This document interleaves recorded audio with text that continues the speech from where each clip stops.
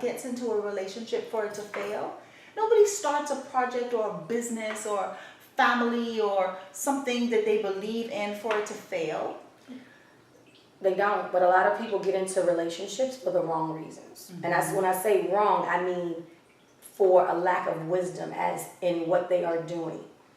When you go into a relationship unconsciously, and I mean unconsciously, like without really defining the lines, without really being clear on who you are. And with no real intention too, would you right, say that too? Absolutely, absolutely, with no real intention other than, oh, I feel good, he or she looks good, they make me feel this way, they do this for me, they do that for me, they blah, blah, blah, blah. It's like, okay, I get how you get that on the surface. But that is just that very surface. If you go into a relationship with surface views, with shallow views, then you're going to swim in shallow water, which means you're not swimming, you're on your belly. And there's a little bit of, water over your back, and you feel like but you're not in the sea, you're not in the pool, you're not where you can spread your arms and do different strokes and have these different experiences within that abyss of water. Water, that is like emotion. It's a symbology of emotion also, but also being an energy of transformation, of adaptability, of being able to, when water is flowing, water conforms to whatever it goes into. That's correct. It takes the shape of whatever it's put into. But it does not change. That's right. It's still water. It's all its properties, and it's everything that makes water stays water, no matter what you put it in. And that's how we have to go into our relationships. And we have to be willing to adapt. And we have to be willing to compromise. And like I said in the last show where we ended up, everything is not about you. And you have to take it outside of yourself because, if you allow everything to become about you, you're going to take so many things personal, and you're going to make these big old mountains out of what is really a molehill and what is really nothing at all. Sometimes the person might have just had a bad day. Sometimes something might have just happened right before they came in that completely shook them. And they come in with an attitude and you take it personal. Instead of maybe taking the time to ask, to communicate, are you okay? To hear them with compassion, to show them some affection, okay, you might need a hug too, but give that what you want to receive. Give them the hug in the moment. It's just like the 70-30 that I brought up in one of our topics. 70% is who you are at your core. Right. That is your fundamental belief. Right. 30% is about style. It's about your personal way of expressing yourself. And that's what has to be adaptable. So for me, that's the analogy of the water being adaptable, but staying true to itself is the 70-30. Be true to yourself in a relationship, but be able to adapt to what is not affecting your core.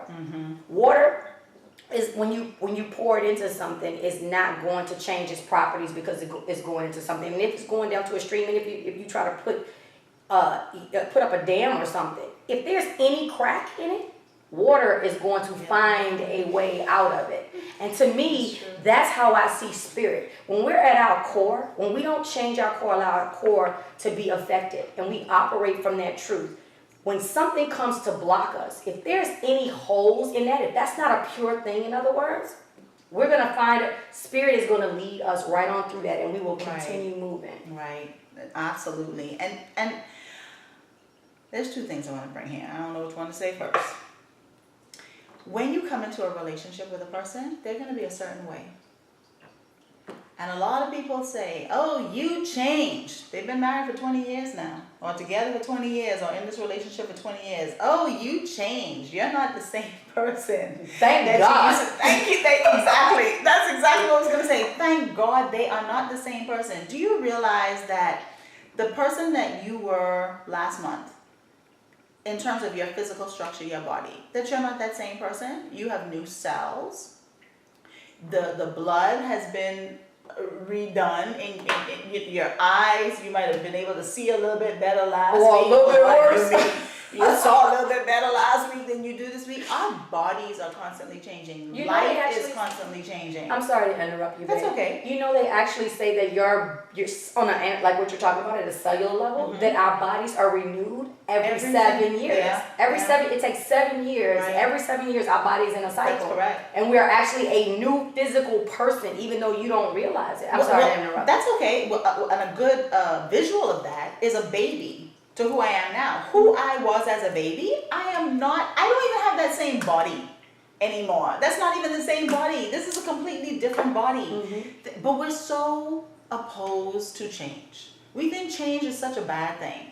But change is not a bad thing. You have to be able to embrace change and receive change and desire change. Because, even with relationships, if something isn't working for you now, you have to be willing to change it or have it change. Because if your relationship is in a state right now where you feel like it's over or you're wondering how you can save it, the first thing that you need to do is say, you know what?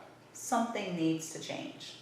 Well, you know why we tend to be fearful of change and fearful of the unknown because we don't know ourselves. When our core is strong and our fundamentals are not there, then that is what makes us have a difficult time with moving to change. When we know who we are, we can accept whatever comes with more grace and more ease because we have a foundation of truth. We have a foundation of knowing who we are, and knowing who we are means we have all the fundamental components that create a strong center. Right. And we're prepared for the storms. And like you said, a lot of people will say they're fearful of what they don't know, but that's not really the truth.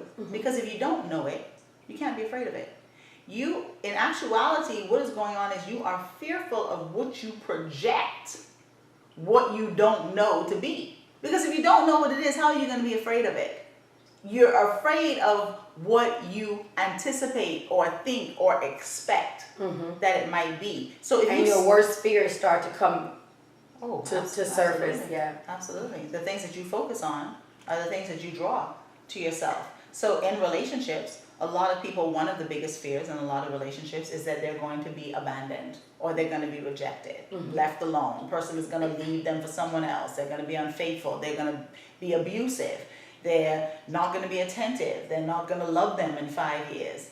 And so they end up having those same experiences of the things that they're afraid of because we tend to focus on these things. absolutely. On a regular basis. The minute you don't hear from him or you text him and he doesn't respond back, or you text her and she doesn't respond back, first thing you start thinking, who they with, what they doing, and so if you keep creating this, I tell people all the time, something doesn't need to be there for you to find it. It really doesn't, because we have great imaginations. And so it's like me saying to you, nah, you see the star in the wall over there? And you're like, no, I don't see it. Yes, it's right there. It's a star.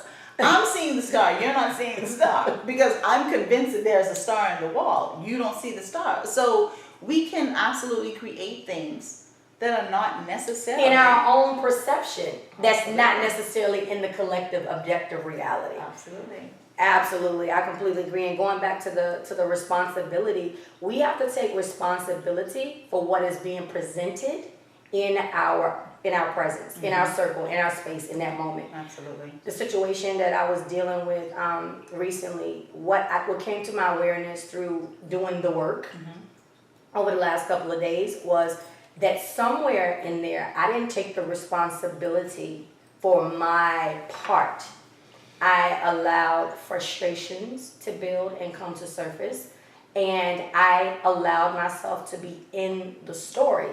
Girl, let's talk about that story. In the story without being aware. It's okay, you're in the story when you're actively participating anyway, but to live inside of the story, you have to be more of an observer that is a part of the observation of the story. Right. Really being inside of that and having a disconnect from the divinity that is in process is what creates more drama, what creates more problems. Yeah. And so me not taking the responsibility, number one, the energy that was present and the residual energy that I have transmuted through the years, there's still a little of that in there. And when you don't own where you are now and really sit and trust in that, the very thing that happens is this energy of the past, the thing that you had laid to rest, wants to start coming back and seducing you into, see, you have to do this in order to have this. And you want to start micromanaging the situation instead of just accepting the properties that are available in front of you, meaning looking at what is actually happening, stepping into the responsibility of, and again, we repeat this, but what is love asking of me? I did not revert to that question of self-examination in that moment because I was emotionally shook. Pains from not that current situation, but just as imprinted in the programming of my experiences.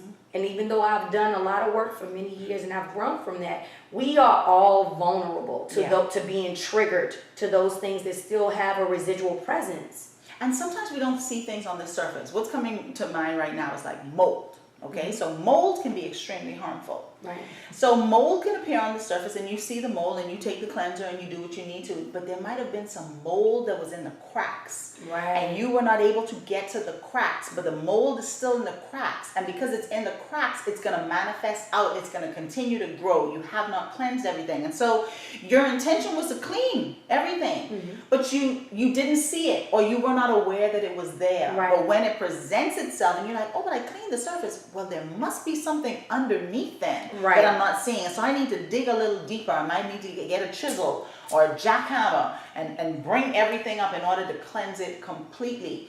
And I'm a firm believer that sometimes we can't handle everything coming up at the same time. Right. It's too much work or it takes too much effort. You know, maybe you have bad heart or problems breathing. So, you know, you're not going to see everything in the beginning to be able to clean it because then you're going to get in there and really want to clean it. And you're not in a position where your body is able to handle that right then. So everything is a process and we have to understand that. But like you talked about this story, and I want to talk about the story because we all have a story.